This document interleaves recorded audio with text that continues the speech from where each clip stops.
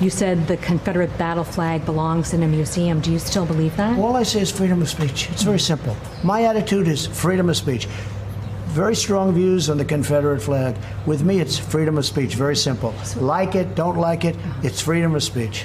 Would you be comfortable with your supporters displaying the Confederate battle flag at political events? You know, it depends on what your definition is, but I am comfortable with freedom of speech. It's very simple. But you understand why the flag is a painful symbol for many people, because it's a reminder of slavery. Well, people love it, and I know people that like the Confederate flag, and they're not thinking about slavery.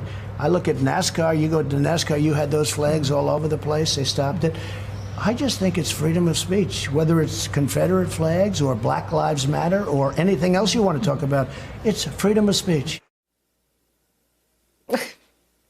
Donald Trump today continuing his campaign to restore the glory of the Confederacy, defending the flag and statues in an interview with CBS News. He also spoke about the protests surrounding police reform and took issue with the question of why Black Americans are still dying at the hands of law enforcement in this country. Why are African Americans still dying at the hands of law enforcement in this country? And so are white people. So are white people. What a terrible question to ask. So are white people. More white people, by the way. Joining us now, because I have no idea where to start, former Democratic Congresswoman Donna Edwards and former Chief Spokesman for the Justice Department, Matt Miller. Donna.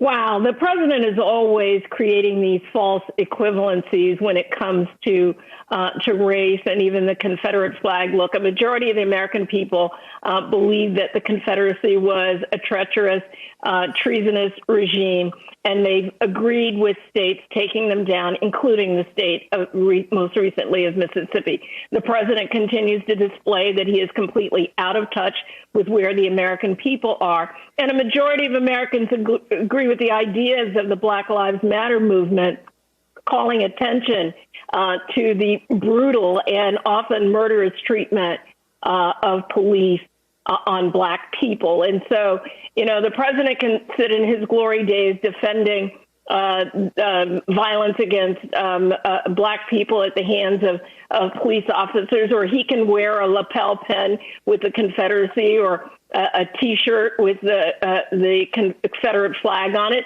but it's out of step with where the American people are. He's just wrong. And frankly, he demonstrates yet again that he's willing to dig down into the mud as displaying racist comments rather than uniting the American people. It's just time for him to go. You know, Matt, Donna is calmer than I feel. I mean, it's disgusting that he makes up I don't think he knows what the First Amendment is, but for someone to wrap himself in the First Amendment after practically bulldozing peaceful protesters out of Lafayette Square is just bull, you know what. Yeah, look, he has always had a view of all constitutional rights, just as he has a view of law enforcement, that there ought to be one set of rules that apply to him and another set of rules that apply to everyone else, especially when it comes to his political opponents. When I look at those comments, I think a few things. Number one is a factual matter. Look, it does stand correcting that the president is just wrong. African Americans in this country are 2.5 times more likely to be killed in encounters with law enforcement than white Americans are. That's just a fact, and the president doesn't want to admit it.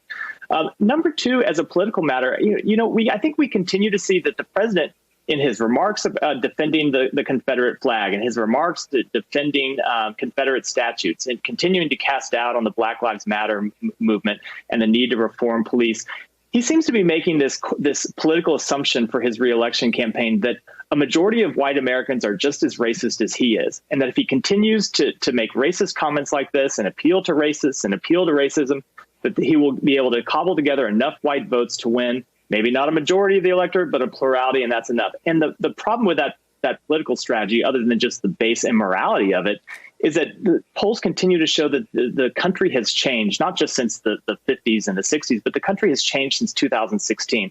There's been something of an awakening on race, and the American people, for very good reason, just don't agree with him on this, and thankfully so.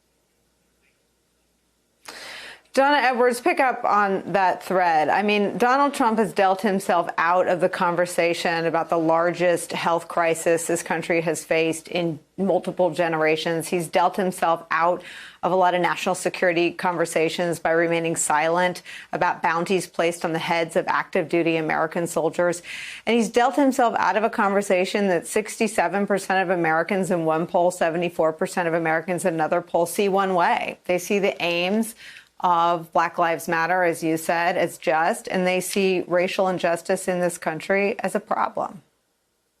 Well, look, I think the president has, I agree with Matt that he's made a complete miscalculation about where the American people are. But the other thing that he has done for somebody who claims to understand and get, where people are and to be able to tap into the pulse of the American people, he just gets it wrong every single time. And I think right now he is, throwing whatever against the wall, and most of it is muck against the wall in order to win a re-election. He claims that his poll numbers are going up, and as Matt has said, and the evidence, of course, of that is not true at all. And he sees an opponent in Joe Biden who is a complete contrast to him where it comes to character, where it comes to ideas, where it comes to looking toward the future. And he's trying to run a campaign in 2016, as I've said, a campaign in 2020 that's more reminiscent of a campaign of 1920, and he's missing the mark every single time.